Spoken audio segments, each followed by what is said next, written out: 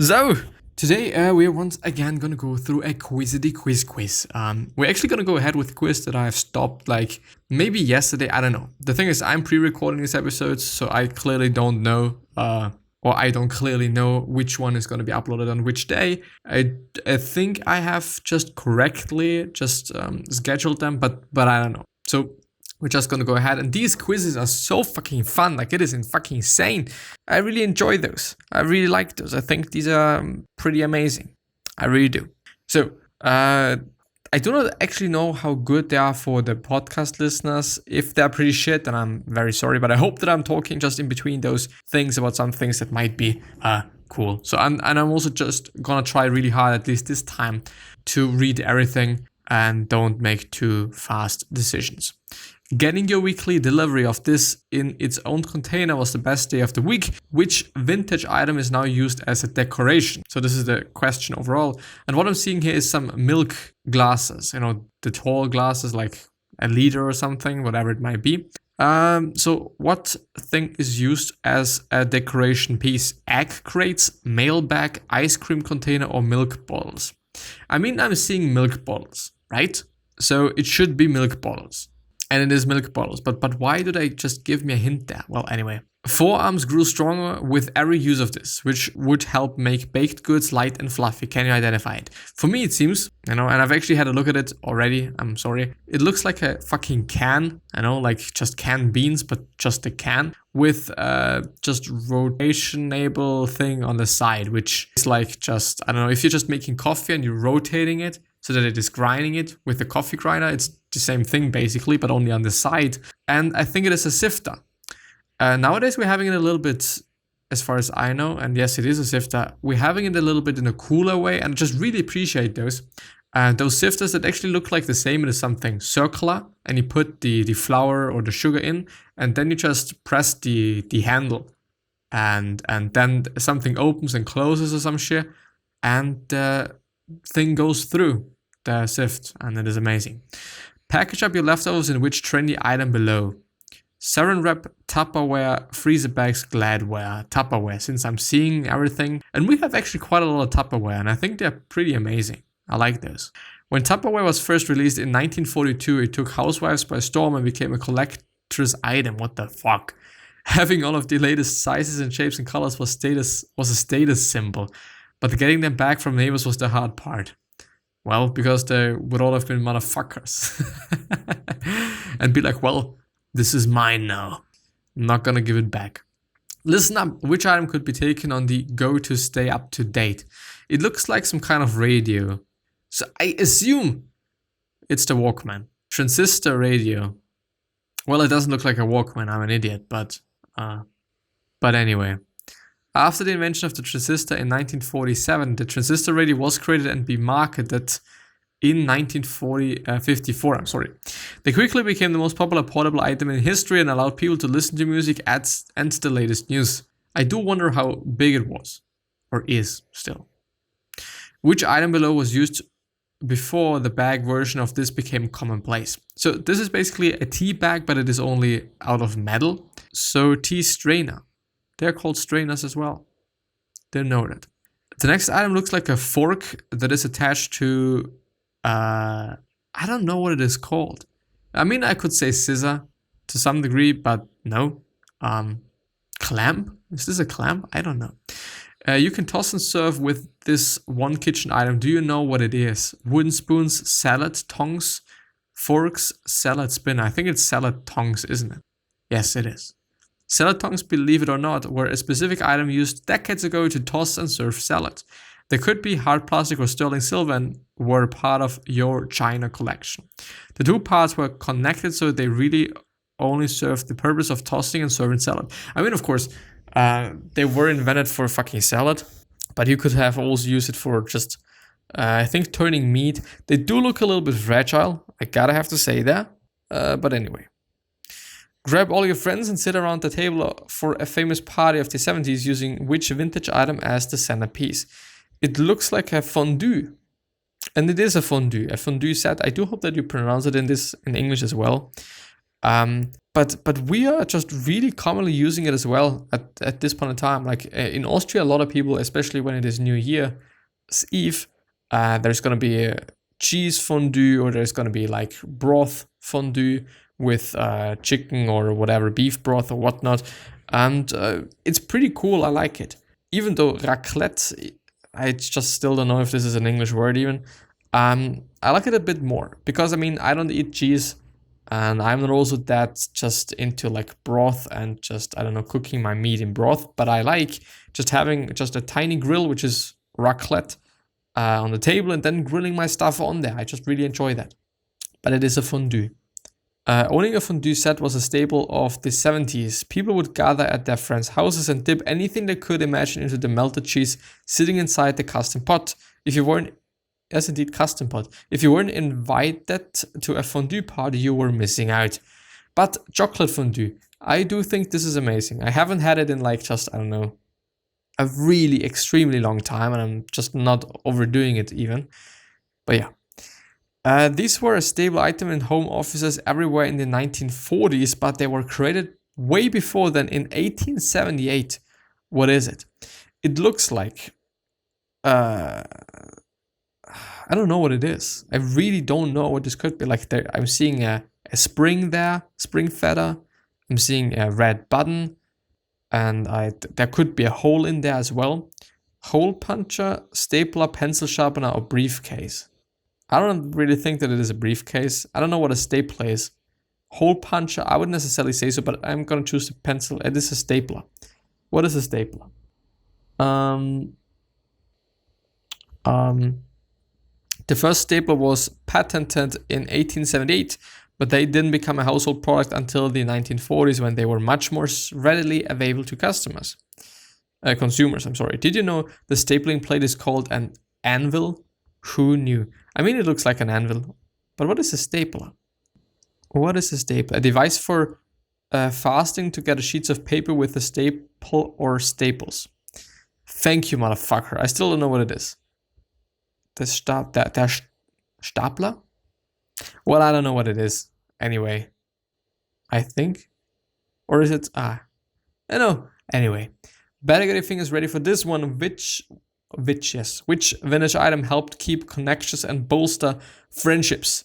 Rotary phone, keyboard, typewriter, record player. I'm seeing a telephone there, so I'm gonna choose the rotary phone. These pastures will always have a place in your heart, and this item will keep them safe for you. What is it? It is a metal box, and I do like those vintage metal boxes, but not those just recreated ones, like, you know, I'm gonna make something that's looking vintage. I'm not that of a big fan of that, but I like the real ones. Even though, of course, I mean, if you're just having a not real one, it's still gonna look really cool, and I still appreciate it, but you know what I mean. And also just the illustrations on that. I mean, I just have to show it to you in a very big manner. And it is black right now. I'm sorry. It is loading and stuff. Yeah. But there it is. I mean, it looks pretty cool, but strange. I mean, they're eating eggs or biscuits or cookies, and there is somebody that's looking at them through the window. Like, I don't know what it means, but I still think it's kind of cool. It's a mason jar, refrigerator, biscuit tin, or dehydrator. It's a biscuit tin. Those who had self-control and didn't eat the entire batch of biscuits would need a place to store the leftovers. These tins were made specifically for that purpose. They acted kind of like a bread box and looked like a cookie jar, but for biscuits. Protecting your wooden surface was crucial for more than the first half of the 1900s. Which item below was the protector of choice? It is called something with T, actually. Tablecloth, placemates, doilies or doilies, plastic. I think, I mean, it looks like tablecloth, you know. The picture is actually kind of, once again, presenting me the answer. But I would actually rather use some plastic, you know, some silicone, actually. And or, no, not metal, but also wooden stuff. Even though, I mean, yeah, you could burn these things, but yeah, it's gonna be it's doilies. What is doilies, motherfucker? Do you know there was a draper named Doily who introduced the woven item in the 17th century? I'm sorry. The term was originally used as an adjective, but then became known as the item we know today. which I, by the way, appreciate, and I've been talking about it before. Like, I find it cool when indeed items just really, or items just get to or become real words. Not real worlds, but real words that are also just in a dictionary and stuff like that. Like, I think that's pretty cool. We're taking it back real old school with this one. Which vintage item could warm up your tootsies on the coldest days of the year? Radiator, water heater, bed warmer. I would say bed warmer. Yes. With this decorative item that was also extremely functional, you would put hot coals inside the metal container and stick it under your bed sheets before bed. It would heat up the entire bed and be ready for warm slumber. Okay. I mean, yeah. Okay, yeah. Yeah, okay. All right.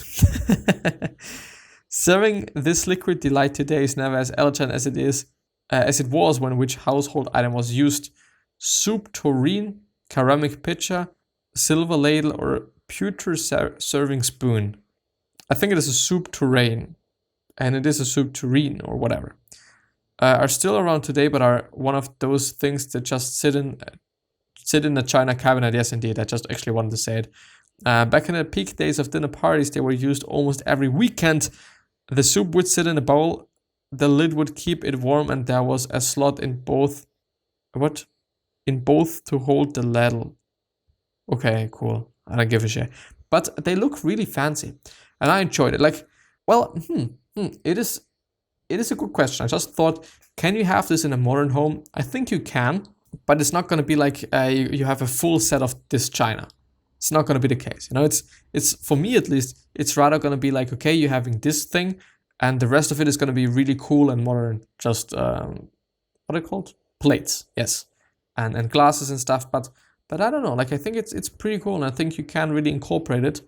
I mean, you can still do it anyway. You know, you can just have every plate is going to be a different one. You can also do that. Like, in the end, who cares? It's about the food, but it's also about how you present it.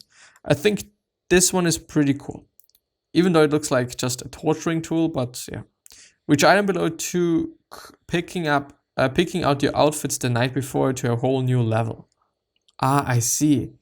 Dress form, mannequin, wire hanger, full-length mirror. It's not going to be the mirror because I'm seeing like a puppet thing. Dress form. I think it's a mannequin. Please, oh no. It's a dress form. Dress forms were usually used by seamstresses, but they were also readily available for women who wanted to use them to see how outfits would look on a body. They could also use it to alter clothes as needed. I just only know it in the way of not ironing your clothes, but having some sort of a puppet. And throughout the puppet, there's some holes in it, and the puppet blows up and also blows steam out of itself, basically, which is doing the exact same thing as ironing, but only is it just doing it very, very, very consistently, and just also more easily since you don't have to do anything. This looks like a grinder. The picture already says it, motherfucker. Much like the coffee grinder, new ones completely demolished the ones from our history. Which vintage household item is it? The thing is, when I zoom in, what do I see? It looks like ice cutting machine. So is it an ice crusher, shaved ice, malo, or blender? I'm gonna use the ice crusher as probably... No, it's actually right. These ice crushers actually looked a lot like coffee grinders and worked in pretty much the same way. You would put an ice in the canister and wind the crank to crush the ice. Ice is it's a cold wind. Now I know it. And yeah, and so on, you know. You know the trick. How long is it actually? Because I don't know if I want to go through the whole one now. I mean, it's quite something left, so I might be able to go through the rest of it in the next episode, since I do wanna and have to record another one. Who wants spread to be boring when it can be decorative? Which vintage item did just that for your favorite topper? I can't read, I'm sorry. Pastry bag, butter mold, cookie cutter. It's a butter mold. Yeah.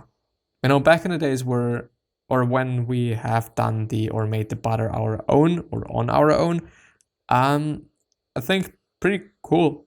yeah, to just have some shape there and not just a block. I like it. Spring cleaning magic. See how easy? Shining clean. I do, by the way, really like the advertisements back in the days because they're pretty funny. They're actually not that worse than nowadays. I mean, they're different, but I enjoy this because it looks so vintage and so old. I like that. Nothing cleaned quite like this product, which left your floors squeaky clean and shiny. What is it? Scrubbing bubbles, Amoral, Mr. Clean, Spick and Span. I think it's Spick and Span. Yes, you know why? Because they blurred out something. But if you just kind of have a small look at it, you kind of see that there's 3 words that they tried to cover up. And yes, Spick and Span is the only one that's 3 words. Smart, am I? Not every household had this, but if you did, you were living the dream. Which vintage item helps build the tapestry of life? It looks like a weaver, but it is not. Sewing machine? Is it a sewing machine? No. Loom, printer, ink bottler. Ink plotter. Well, I don't know what it is. I think you just make carpets with it, but I might be wrong. I think it is a loom. It is a loom. The loom was mostly seen in factories, but there were smaller versions that were meant just for households. It allows stay-at-home wives and women to weave clothes, curtains, slip covers, etc. and stuff like that. And yeah, I think I'm gonna end the episode there. So it's actually been pretty interesting. I now know a few more words, which is cool. One hand, on the other hand, it's like, okay, I'm just never gonna use them anyway. But pretty cool and pretty enjoyable as well. So I also hope that you have been able to learn something and you have also enjoyed it. Yeah, I wish you the best health, happiness, and also success, and also hope that you're going to remind yourself and you're going to be remembered, which basically means your legacy, and basically means just being a nice person and also being remembered as a nice person, which is a pretty cool and top thing. 3 other questions that I'm having for you are: why are you here? What are you trying to change, and what is bothering you the most? These 3 questions are hopefully going to show you your purpose and maybe even a business idea. Yeah, another question which I think is very important and very fresh and maybe new is: what could you essentially say to another person that is really gonna change their life? Think about it, please. And yeah, with that being said, gonna see you. Thank you very much from the bottom of my heart and for just going through this with me and having the time of my life with me, or just something. And yeah, I'm gonna see you. Bye bye. I wish you the best. And the next one is as well gonna be just some quizzes. Or some quiz. It's gonna be actually a quiz week, more or less, or 5 days, I think, of quizzes or something similar. I don't know, but yeah, I'm gonna see you.